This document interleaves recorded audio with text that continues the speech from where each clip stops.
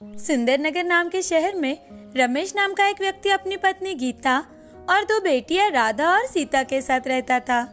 रमेश अच्छे जॉब पर था, लेकिन उसके माता पिता गांव में रहते थे। उन्हें खेती करने का बड़ा शौक था, तो वो खेती करते थे। खेती के काम खत्म हो जाने के बाद शाम के माता पिता कुछ वक्त बिताने के लिए शाम के घर आते थे। एक दिन रात के समय शाम गीता से, गीता, कल माँ और पिताजी आ रहे हैं, याद तो है ना तुम्हें? उनका अच्छे से ख्याल रखना, और हाँ, सुबह मुझे जल्दी ही उठाना ताकि माँ पिताजी को लेने के लिए मुझे देर ना हो जाए।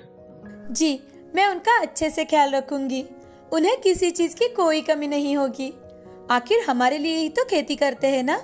और हाँ, आपके कहने से पहले ही मैंने मोबाइल में अलार्म लगा रखा है। अरे वाह, तू तो बड़ी होशियार हो गई है आजकल। ऐसा कहते ही गीता हंसकर बिस्तर पर लेट जाती है और अपना मोबाइल देखने लगती है। रमेश भी अपने मोबाइल पर कुछ करने लगता है। राधा और सीता दादा दादी आने की खबर सुनकर बहुत खुश है। दूसरे दिन सुबह रमेश अपने माता पिता को लेने के लिए निकल जाता है और उन्हें लेकर घर आता है। घर आकर तैयारी कर फिर ऑफिस में चला जाता है। आपको आते समय कुछ तकलीफ तो नहीं हुई? आप थोड़ा आराम कर लीजिए। तब तक राधा और सीता भी उठकर तैयार हो जाएंगी। शाम के वक्त रमेश ऑफिस से घर आ जाने के बाद सब लोग मिलकर खाना खाते हैं और खाना खाते खाते कुछ बातें करते हैं। खाना हो जाने के बाद शाम अपने फोन में व्यस्त हो जाता है और गीता भी घर के काम होते ही अपने फोन में व्यस्त हो जाती है। राधा और सीता दादा दादी के साथ दिन भर खेलती है, तो वो पढ़ाई करने के लिए बैठ जाती है। दादी, आप मेरी पढ़ाई लीजिए ना, मुझे अच्छा लगेगा। हमारी पढ़ाई कोई नहीं लेता। पापा को तो ऑफिस से आने के बाद फोन से वक्त ही नहीं मिलता, और माँ वो भी काम होते ही मोबाइल लेकर बैठ जाती है। अब दादी राधा की और दादाजी सीता की पढ़ाई लेते हैं। अब हर रोज वो दोनों बच्चियों की पढ़ाई लेते हैं। वो देखते हैं कि लड़कियों का होमवर्क हर रोज इनकम्प्लीट है। अब दादाजी गीता और रमेश क्या क्या करते हैं उन पर भी ध्यान देने लगे। अब उन्हें सारी बातें समझ में आ जाती है। फोन की वजह से रमेश अपने बेटियों को वक्त नहीं दे रहा, और तो और गीता भी अपने काम खत्म कर मोबाइल लेकर बैठ जाती है। बच्चियां भी स्कूल से आते ही मोबाइल लेकर खाना खाती है। ये देख दादाजी को बहुत गुस्सा आता है। वो दादी जी से, अरे भाग्यवान, देखा तुमने, घर के सारे लोग कितने बदल गए हैं मोबाइल के कारण। अब हमें ही कुछ करना होगा। ये तो एक दूसरे को वक्त भी नहीं दे पाते मोबाइल के कारण। जी, आप बिल्कुल सही कह रहे हो। रमेश का छुट्टी का दिन था। सीता खेलते खेलते रमेश से, पापा, आपको पता है मेरे स्कूल में शारदा नाम की एक लड़की है जो सब लड़कियों को बहुत परेशान करती रहती है। सीता अपने पापा को शारदा की कुछ बातें बता रही थी, लेकिन रमेश का सीता की बातों पर बिल्कुल ध्यान नहीं था। सीता को ये देख बुरा लगता है। तभी सीता मन ही मन, मैं ये बात माँ को बताती हूँ। ये बात बताने के लिए सीता अपने मम्मी के पास जाती है और अपनी माँ से, मम्मी, मैं पापा को शारदा के बारे में बातें बता रही थी। पापा ने कुछ भी नहीं सुना। सीता रोने लगती है। उसका रोना सुन गीता, सीता, उसमें रोने की क्या बात है? पापा कुछ कर रहे होंगे। हाँ, बिल्कुल सही कह रहे हो माँ। आप और पापा बिल्कुल सेम हो। आप दोनों को सिर्फ मोबाइल चाहिए, मोबाइल। हम दोनों की आपको कोई जरूरत नहीं। और रोते हुए वहाँ से अपने कमरे में चली जाती है। तभी दादाजी और दादी सीता को रोते देख वहाँ आ जाते हैं। रमेश वही बैठा होता है। फिर भी दादाजी रमेश को जोर से आवाज लगाते हैं, रमेश, यहाँ आओ। रमेश पिताजी की गुस्से भरी आवाज सुन उनके सामने भागते हुए आ जाता है। गीता भी पिताजी की आवाज सुन अपने हाथ का मोबाइल नीचे रख देती है और जल्दी जल्दी रमेश के पास आकर उसके साथ खड़ी हो जाती है। तभी रमेश, क्या हुआ पिताजी? आप इतने नाराज और गुस्सा क्यों हैं? हमसे कोई भूल हुई है क्या? क्या भूल हुई है ये पूछ रहे हो? हम आए दिन से देख रहे हैं घर में किसका कितना ध्यान है। मेरी फूल जैसी पोतियां, इन पर भी किसी का ध्यान नहीं है। रमेश गीता की ओर गुस्से से देखता है। उसी वक्त दादाजी, गीता बहू की ओर गुस्से से मत देखो। गलती सिर्फ उसकी नहीं है, तुम्हारी भी उतनी ही गलती है जितनी बहू की है। ऑफिस से घर आने पर कभी बच्चियों से प्यार से बात की है तुमने? कभी उनकी पढ़ाई ली है? अपनी ओर देखा है? मोबाइल मोबाइल, बस मोबाइल। इसके अलावा भी कोई आप लोगों की दुनिया है या नहीं? लेकिन पिताजी, बस एक शब्द भी मत निकालो मुंह से। रमेश और गीता चुप हो जाते हैं। दादाजी फिर से, अरे बहू, तुम तो घर पर होती हो ना, कभी देखा है बच्चों को क्या होमवर्क मिला है, उन्होंने किया है या नहीं? काम पर होते हुए कभी पूछा है, माँ पिताजी आपको किस चीज की जरूरत है या नहीं? किसी रिश्तेदार से बात की है तुमने इतने दिनों में? अरे बाकियों का छोड़ो, अपनी बेटी क्या बात कर रही है ये भी सुनने के लिए तुम दोनों को वक्त नहीं है। एक दूसरे में कितनी दूरियां आ चुकी है ये समझ नहीं आ रहा तुम्हें? अपने पिताजी की बातें सुनकर दोनों को बहुत बुरा लगता है। उस रात वो दोनों अपने पिताजी की बात पर सोच विचार करते हैं और दूसरे दिन सुबह उठते ही अपने पिताजी के कमरे में चले जाते हैं। पिताजी, हम दोनों को माफ कर दीजिए। कल रात भर हम दोनों सो नहीं पाए। आपने हमें इस बात की समझ दिला दी है कि मोबाइल का इस्तेमाल करो, लेकिन इतना नहीं कि हर कोई हमसे दूर हो जाने लगे। उस दिन से गीता और रमेश शाम के वक्त अपनी दोनों बेटियों के साथ वक्त बिताने लगे और छुट्टी के दिन वो उनकी पढ़ाई लेते थे, अपने दोस्तों से मिलते थे। बच्चियां सो जाने के बाद वो अपने मोबाइल पर कुछ न कुछ करते। अब सब खुशी खुशी रहने लगे। इस कहानी से हमें ये सीख मिलती है कि जिंदगी में किसी भी चीज का इस्तेमाल अगर बहुत ज्यादा हो तो उसका असर हमारी जिंदगी पर पड़ता है, साथ ही हमारी खुशियों पर भी पड़ता है। एक समय की बात है, एक कविता नाम की औरत अपनी बेटी जया के साथ रहा करती थी। कविता के पति जया छोटी ही थी तब भी गुजर गए थे, इसीलिए कविता सिलाई बुनाई करके अपने घर का गुजारा किया करती थी। जया एक सुंदर और सुशील लड़की थी। उसे पेंटिंग करने का बहुत शौक था। वो जब भी पेंटिंग करने लगती तो उसे भूख प्यास किसी का भी ख्याल नहीं रहा करता था। ये देख उसकी माँ बहुत चिढ़ा करती थी। एक दिन जया अपना सामान लेकर एक पहाड़ी पर गई। वहाँ रुककर बहुत अच्छी पेंटिंग बना रही थी। तभी कविता उसे ढूंढते हुए वहाँ आई। जया, मैंने तुम्हें कितनी बार बताया है कि ये फालतू की पेंटिंग में अपना समय मत गवाओ। तुम सिलाई बुनाई सीख लोगी तो तुम आगे जाकर कुछ कमा सकती हो। माँ, मुझे सिलाई कढ़ाई करना अच्छा नहीं लगता, मैं पेंटिंग ही करूँगी। क्या तुम्हें मेरी बात समझ में नहीं आती है? माँ, मुझे पेंटिंग करना बहुत अच्छा लगता है, मुझे सिलाई बुनाई नहीं करनी। अगर तुम सिलाई बुनाई नहीं करोगी तो तुम्हारा आगे क्या होगा? तुम खुद का पेट कैसे पालोगी? माँ, मुझे अभी के लिए पेंटिंग करने दो। तुमसे तो बात करना ही मूर्खता है। मैं जा रही हूँ, मैं मेरा पेंटिंग खत्म हो जाने के बाद आ जाऊंगी माँ। कविता वहाँ से गुस्से में चली जाती है। उस दिन जया अपना पेंटिंग का काम पूरा करके घर चली जाती है। उसकी माँ सिलाई का काम कर रही थी। कविता जया को आवाज देती है, जया, तुम्हें मैं कुछ काम नहीं बताती, इसका मतलब ये नहीं है कि तुम तुम्हारे मन का करो। माँ, मैं कल से तुम्हारे काम में हाथ बटाया करूंगी। जया अब खाना खाकर सो जाती है। अगले दिन कविता अपना काम करने जल्दी ही बैठ जाती है तो जया पेंटिंग करने के लिए निकलती है।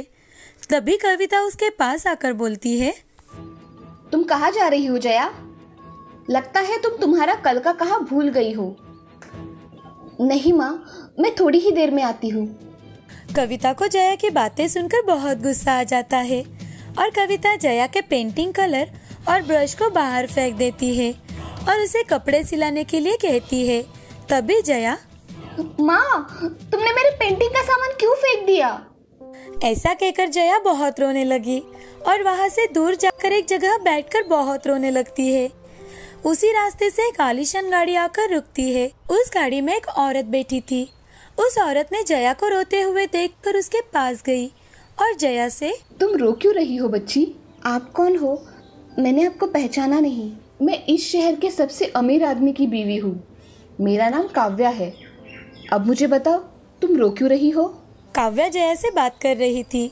तभी वहाँ कविता आई और कविता काव्या को देख, नमस्ते मैडम, आप यहाँ कैसे आई? कुछ काम था तो हमें बुला लिया होता। नमस्ते। मैं यहाँ ये लड़की रो रही थी तो इसे देखने के लिए आई। क्या हुआ है इसे? मैडम, ये मेरी बच्ची जया है। इसे मैंने कुछ कपड़े सिलाने को कहा था तो इसके हाथों में सुई चुभ गई, इसीलिए यहाँ बैठकर रो रही है। तुम्हारी बेटी बहुत खूबसूरत है कविता। धन्यवाद मैडम। कविता, मैं चाहती हूँ कि तुम्हारी बेटी जया मेरे बंगले में आकर उसमें से रेशम के सारे कपड़े सिला दे। अगर इसने ऐसा किया तो मैं इसकी शादी मेरे बड़े बेटे से करा दूंगी। क्या आप सच कह रही है मैडम? हम कभी भी झूठ नहीं बोलते हैं कविता। जी मैडम, मैं आज ही इसे आपके बंगलों पर भेजती हूँ। जया बेशक ये काम पूरा करेगी। अब मैं चलती हूँ, तुम इसे लेकर कल आ जाना। जी मैडम। ऐसा कहकर काव्या वहाँ से चली जाती है। अगले दिन कविता जया को लेकर काव्या के बंगले पर चली जाती है। वो बंगला कम राजमहल ज्यादा लग रहा था। वो बहुत ही बड़ा था। उस बंगले में जाकर कविता और जया सारा बंगला देखती है। बंगला बहुत ही खूबसूरत था। तभी काव्या वहाँ आ जाती है। काव्या को देख Kavita, good morning madam. Good morning, आइए यहाँ बैठिए। Good morning madam. Good morning मेरी बच्ची। तुम्हें तुम्हारा काम पता है ना? जी मैडम, मुझे पता है। काव्या एक नौकर को बुलाती है और जया को कपड़े सिलवाने के लिए कमरे में लेकर जाने के लिए कहती है। तभी काव्या जया से, ये सारे कपड़े तुम्हें बहुत अच्छी तरह से सिलवाने हैं। तुम्हें इसके लिए 1 महीने का समय दिया जाता है। अगर तुमने ये सारे कपड़े सिलवा दिए तो तुम मेरे बेटे की पत्नी बनोगी। ठीक है मैडम। ऐसा कहकर जया उस कमरे को देखती है। वो कमरा बहुत से कपड़ों के गट्ठों से भरा हुआ था। वो कपड़े देख जया खुद से, मैं इतने सारे कपड़े कैसे सिलवाऊं? मुझे तो ढंग से कपड़े सिलवाने भी नहीं आते। जया मन में सोच ही रही थी। सोचते सोचते वो कमरे में जाकर बैठ जाती है। अगले दिन काव्या उस कमरे में आती है तो जया ने कुछ भी काम नहीं किया हुआ था। ये देख, जया, तुमने कुछ भी कपड़े नहीं सिलवाए? मैडम, मुझे कल थोड़ा अच्छा नहीं लग रहा था, इसलिए मुझसे कुछ काम नहीं हुआ। ठीक है, कोई बात नहीं मेरी बच्ची। काव्या वहाँ से चली जाती है। तभी वहाँ बैठकर जया सोचने लगती है, मैं इतने सारे कपड़े कैसे सिलवाऊं? मुझे तो ढंग से कपड़े सिलवाने भी नहीं आते। जया एक जगह बैठकर सोचने लगती है। तभी उसके पास एक बूढ़ी दादी आती है। वो जया से, मैं तुम्हारी मदद कर सकती हूँ, मगर तुम्हें मुझे अपने शादी में बुलाना होगा और अपने पति से मेरी पहचान करवा के देनी होगी। आप इसके बदले में मुझसे क्या चाहती है? मैं दिखने में बहुत बदसूरत हूँ, इसीलिए कोई भी मुझे त्योहार या शादियों में नहीं बुलाता। मेरी बदसूरती की वजह से मुझे हमेशा टाला जाता है। इसी वजह से मैं तुम्हारी मदद करूंगी और तुम मुझे तुम्हारी शाही शादी में बुलाना।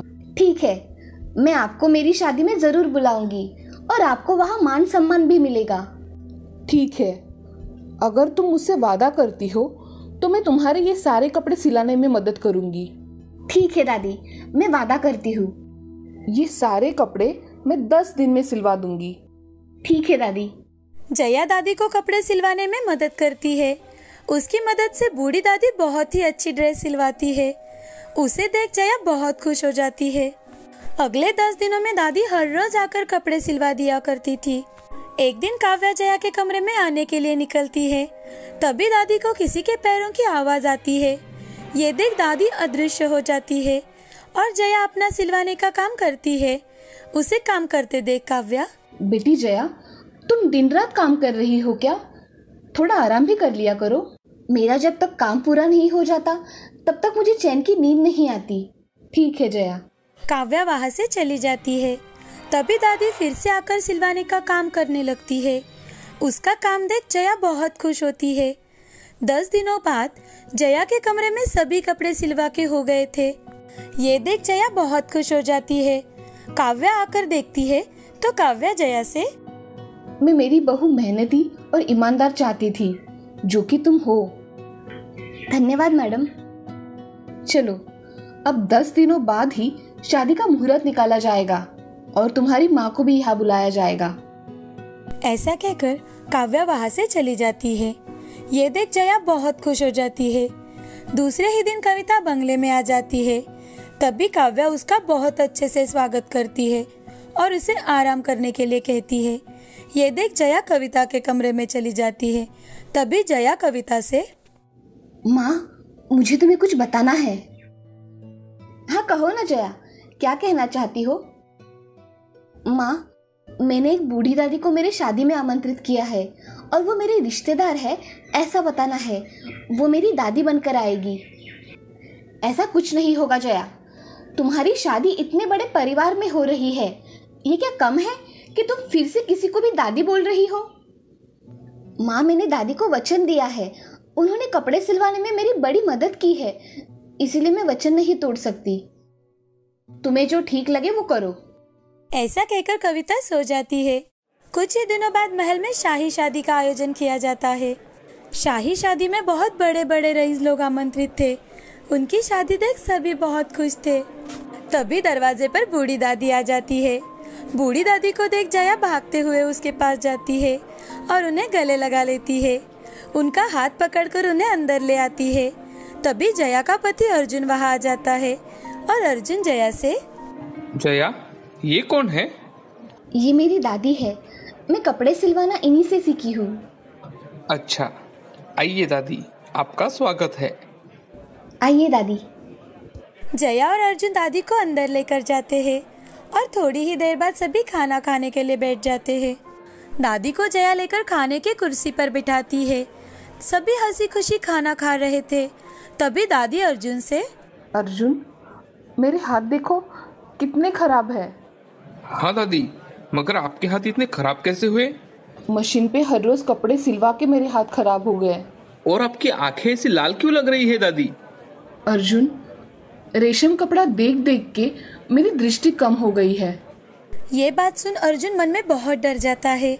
वो तुरंत ही जया के पास चला जाता है और जया से कहता है, जया, तुम आज से सिलाई का काम नहीं करोगी। तुम्हें जो भी दूसरा काम अच्छा लगे वो तुम कर सकती हो। मैं कुछ समझी नहीं, अब क्या कह रहे हो? तुम जैसी हो मुझे वैसी ही चाहिए। तुम सिलाई का काम नहीं करोगी। तुम्हें अगर पेंटिंग पसंद हो तो मैं तुम्हें बहुत अच्छे रंग ला कर दूंगा। जया को अपने कानों पर तो विश्वास ही नहीं हो रहा था। सच में अर्जुन जी, आप मुझे पेंटिंग करने देंगे? हाँ जया। जया अर्जुन के गले लग जाती है और वो जिंदगी भर खुशी खुशी रहते हैं। उनके साथ दादी भी रहा करती थी। उन्हें एक परिवार मिल गया था और अर्जुन का नेक दिल स्वभाव देख सभी बहुत खुश थे। इस कहानी से हमें ये सीख मिलती है कि जिंदगी में हमेशा हमारा किया हुआ वादा निभाना चाहिए और जिंदगी में कभी भी किसी को फंसाना नहीं चाहिए।